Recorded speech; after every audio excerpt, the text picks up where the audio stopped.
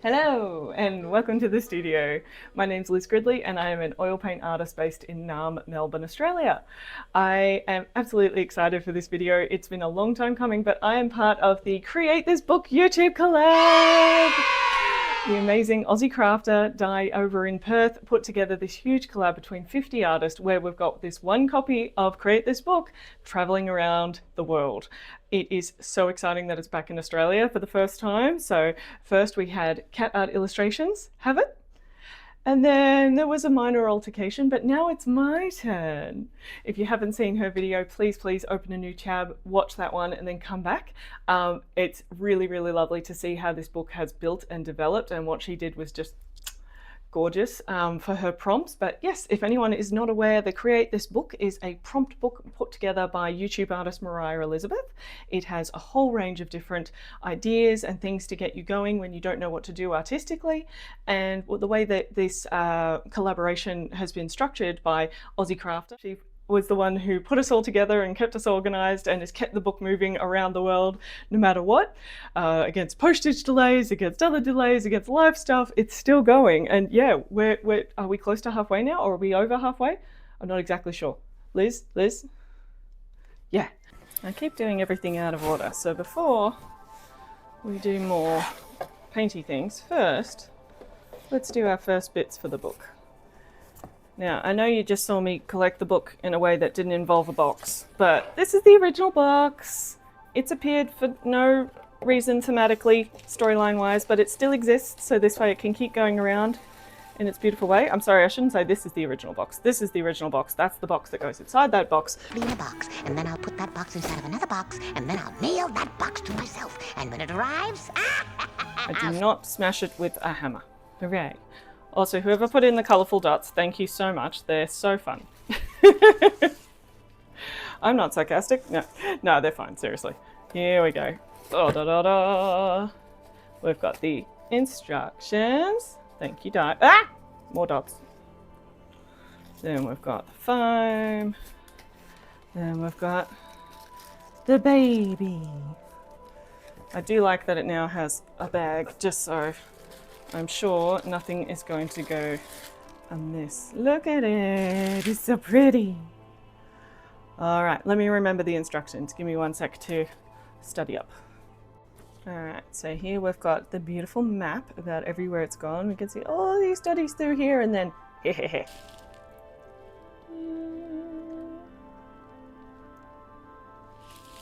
All right, next thing in the instructions is sign the signature page. Wow, look at everyone.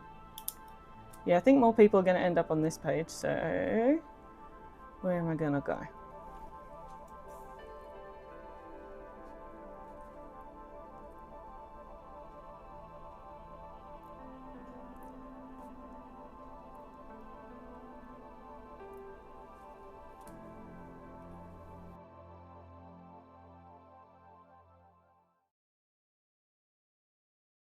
One week later. You know when you just really want to paint, but you're in no way prepared? Well, that's the mood today. So even though we're filming a huge collab, which is super awesome, I'm going to start this painting in my studio with no tripod and barely any of my equipment. But I have paper, so let's do that? Yeah.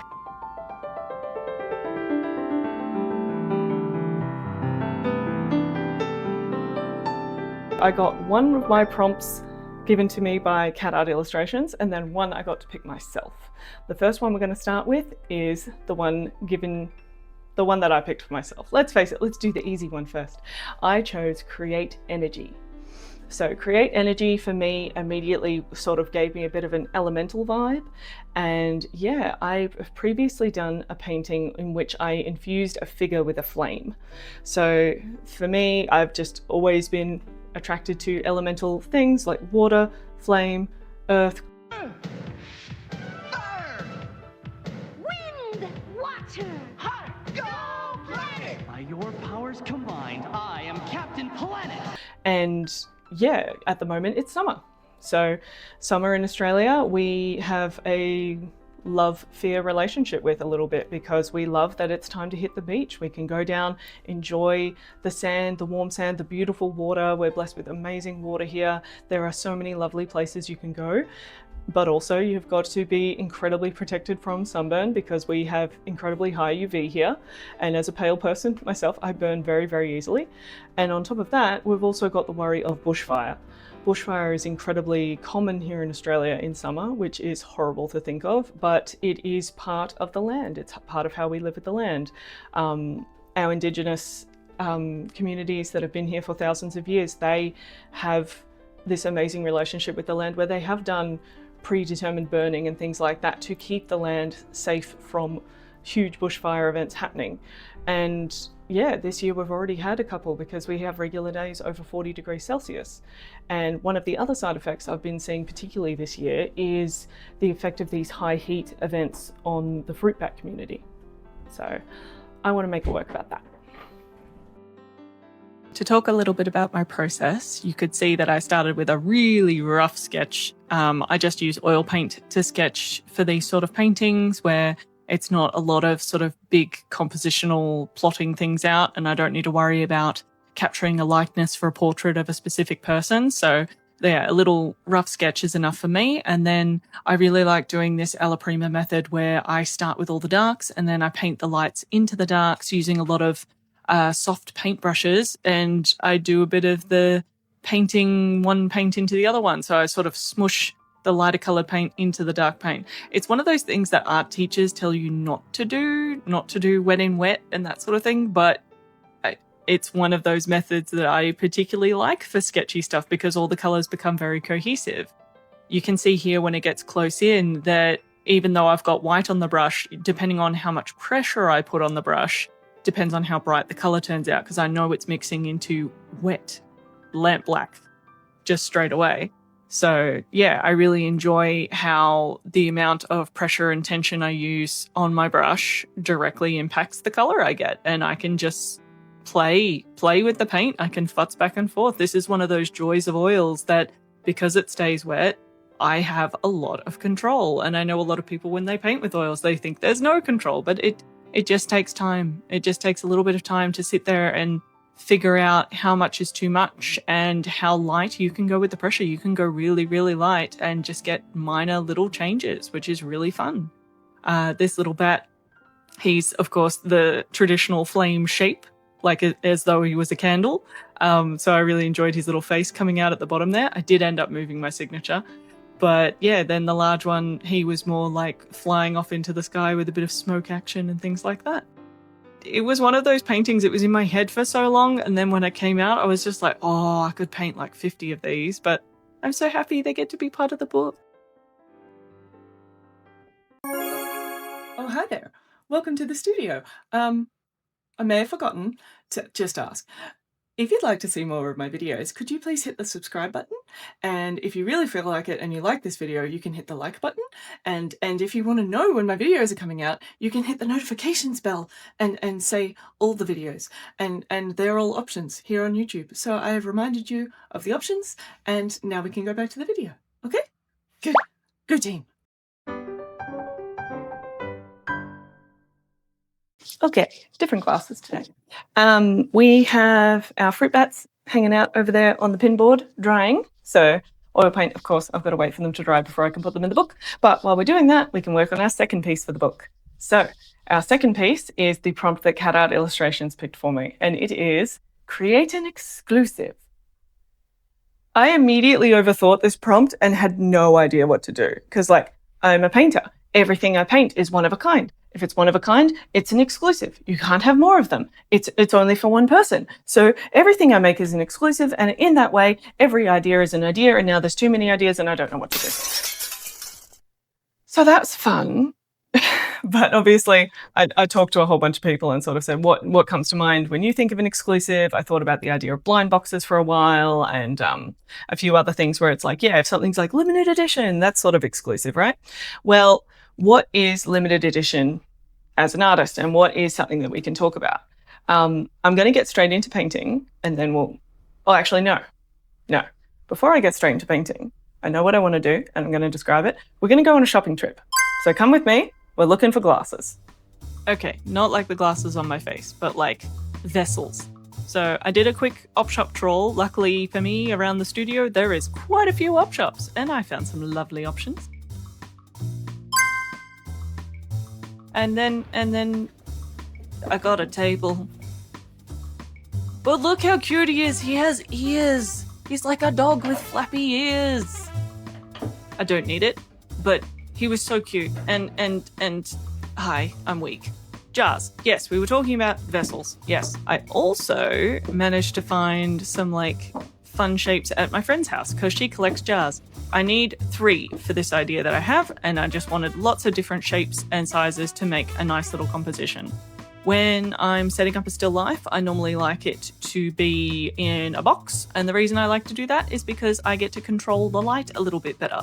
And that way, yeah, it was a bit easier to have painting during the day. I ended up picking my 3 vessels after taking a lot of photos on my phone of different ways of setting it up, and then scrolling through my phone to find the best one. I find that a lot easier, even though I'd be painting from life in this situation, just to see it from afar, basically. You know, when you look at an image on your phone and it's like you're further away from it, so you can see it how it would look as a painting a bit better.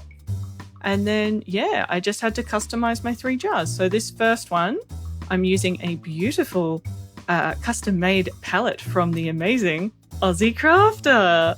Aussie Crafter Dye wanted to experiment with making these clay palettes, and oh my gosh, it's so cute with the speckles, and this one's the feather shape.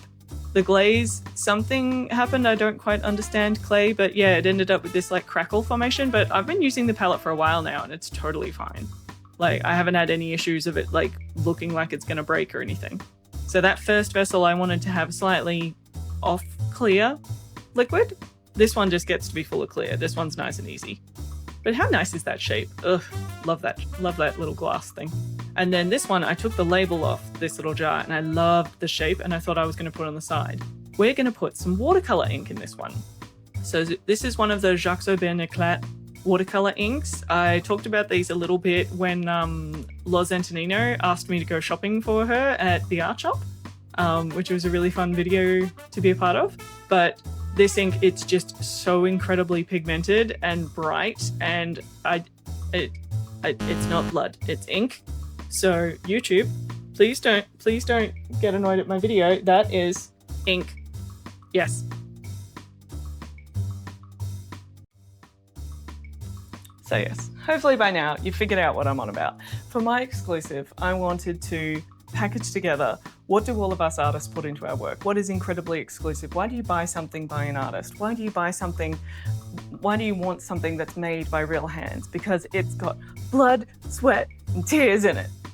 This is what our careers are about. It's not about something that's easy. It's not about something that's just sort of like, I don't really care about it. There's so many artists I know, and even people who have just started being artists, we put our blood, sweat, and tears into these things. So my exclusive is, hey, if you subscribe to my YouTube, if you donate on Ko-fi, if you're a member on my Twitch, if you do all the things, guess what? You exclusively get, ta-da! So I hope that's all right for everyone. Again, YouTube, it's not blood. It's not blood. All right, let's get to painting. Okay, we're painting at breakneck speed because this video is already getting quite long.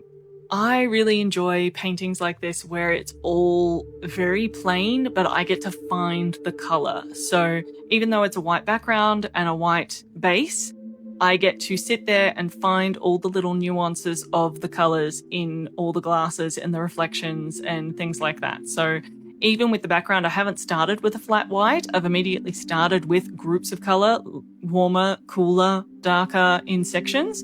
And now I'm going through one glass at a time now that I've got my sort of general forms in. And I just get to find all those shadows and different little nuances and bits. I am a little obsessed with this fluted glass. I don't know if it's a sherry glass or what it is, but I love the shape. It's so like a body. It's got this little waist and it's got these hips and it's just awesome. But then this little one with the tinted water in it that was meant to be sweat also just reflected light beautifully. I played around with the shape a little bit and you can see I really like to leave the edges soft until I'm 100% sure where they go. I really enjoy this method with oil paint where you get to sort of shift and move things around, because it means that I don't have a sketch I'm trying to cover up with pencil, and it means that if I want to alter the height, alter the perspective or anything like that, everything's very easy to move because everything stays soft until I make that final commitment. Even more so with this little vessel in the front, the blood one. I didn't do those dark lines until I was sure, but the dark lines can very easily be pulled out with a dry paintbrush, so that's quite handy.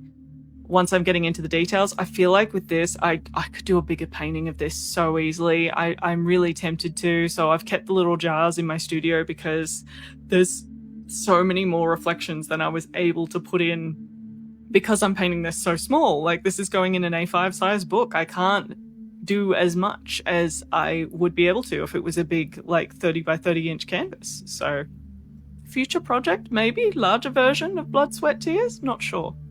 While I was making this as well, I was sort of having little mental rants just about the frustrations of being an artist at the moment. Oh, it's fun being in my head in the studio. Have some tasty highlights while I talk about this. Tasty highlights.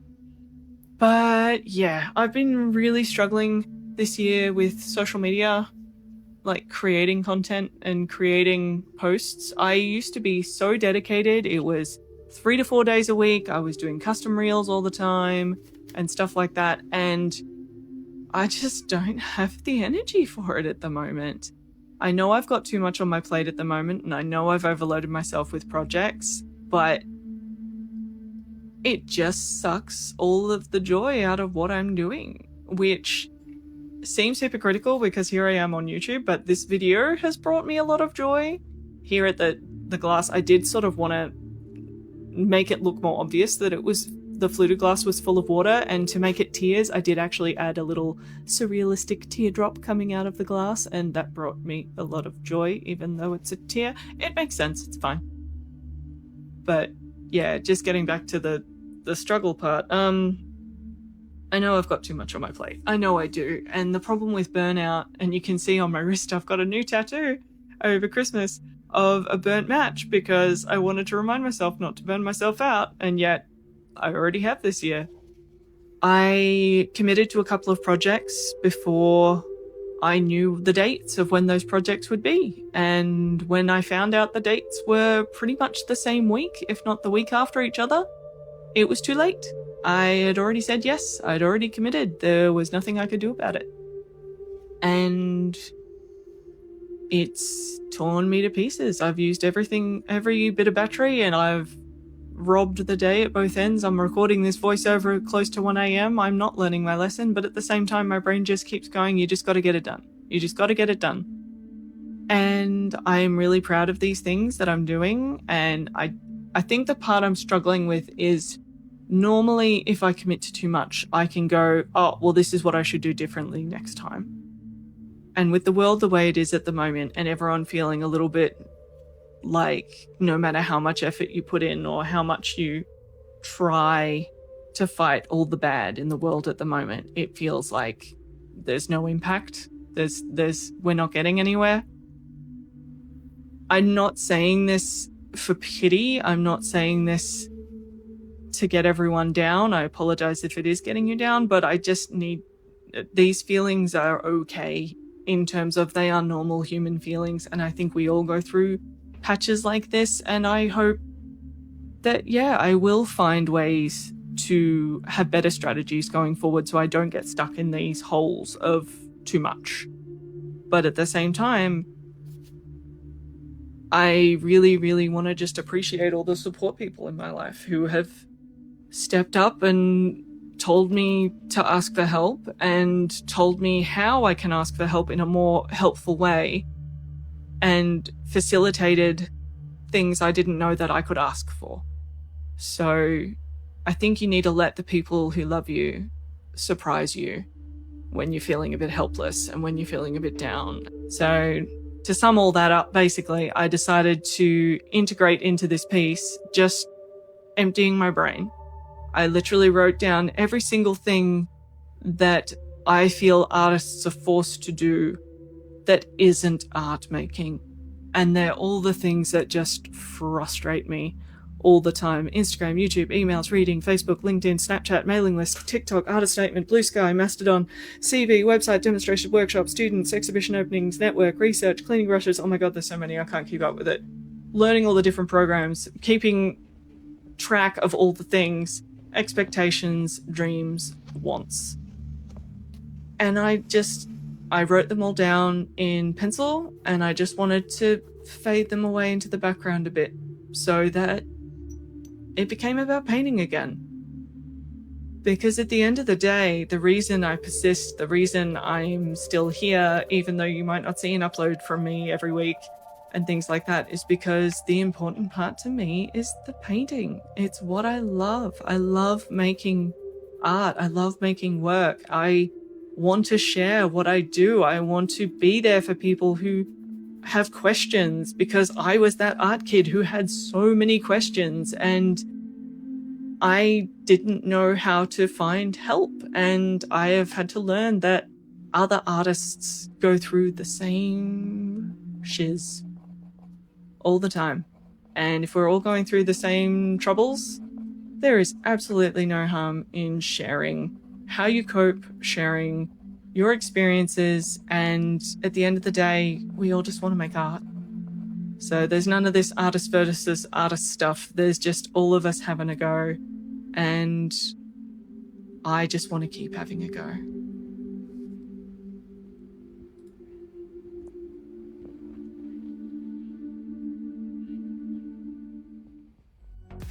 All right. Now, because it's oil paint, we've got to wait for some drying time. But we've got our first one, create energy, and our second one, create an exclusive. All ready to go. I didn't really mean to do my dark side and my light side, but I'm kind of digging it. That they're both sort of a little bit tonally opposite. Yeah, next step, we've got to, once they're all dry, chop them up and stick them in the book and hope they're okay. That's not terrifying at all. No. Seriously though, had fun. Yay. Welcome back to the studio. It's been a month and a half about that. I've been very busy, lots of stuff on the go in here. I would say I'll tidy, but you guys know me better than that. But over here on our beautiful pinboard, it's been drying. Yeah. Now, do you notice something when I hung these up? Remember at the very start of the video when I chopped paper and I made it all right and I gessoed it, and I literally chopped and made 6 pieces of paper thinking, cool, I'll have extras just in case. Apparently when I started this one, I grabbed the one piece of paper that was not chopped to the correct size, because we have a bit of a size disparity. So let's get the book and see who fits. Yeah, let's do that. Also, now we have to do the scary chopping part. Or we could delay the inevitable by doing varnish time first. So now that I know the paintings are fully dry, I've done the fingernail test, pushing my fingernail into the thickest point of the paint on the paper, nothing shifting, nothing denting. I'm going over the top with Gamvar gloss.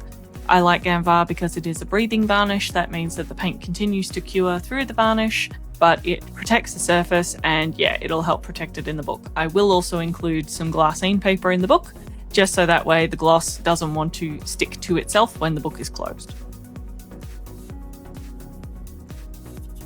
The tricky part here about varnishing on the paper was just trying to stay only where the oil paint was. I really honestly should have left the tape on and varnished it with the tape on, just because when the varnish goes on the green paper, it's kind of obvious where it is, and I didn't want to varnish the whole surface, which was annoying. But yeah, I find with Gamvar, working it into the surface gives you a really consistent finish. And then I just went over the top with a white Posca pen, which acrylic over oils, it's not advised, but I figured for this sort of a book, it would be fine, just to get the prompt on there in a cohesive way rather than chopping off a section of the paper.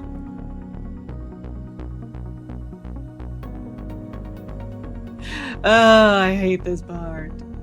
It was fine. It was fine. It just feels yucky.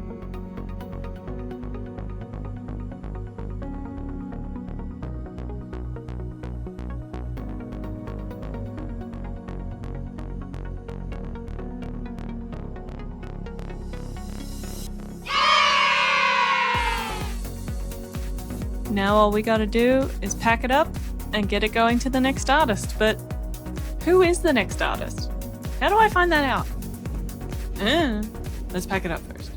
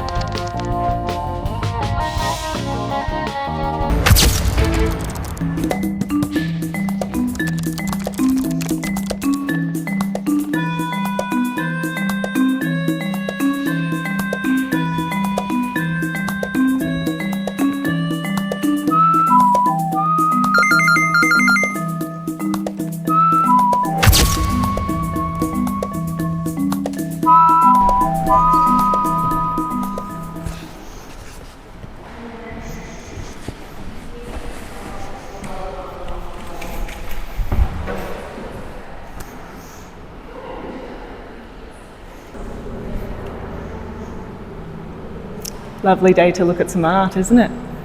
I actually like my art in books.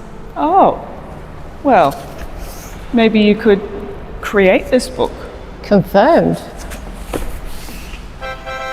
Mission accomplished. Run away!